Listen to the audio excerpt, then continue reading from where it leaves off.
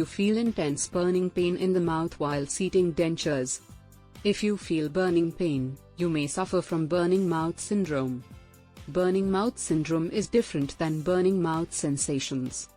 Oral mucosa in case of burning mouth syndrome is clinically healthy, and there is no inflammation, redness, or infection in the oral tissues.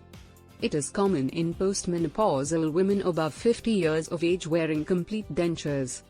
A patient complains of burning sensation in the supporting tissues or the tongue, particularly in association with the placement of new dentures. The pain gradually increases in the morning and tends to become aggregated in the day. Burning mouth syndrome is also associated with dry mouth and altered taste sensation.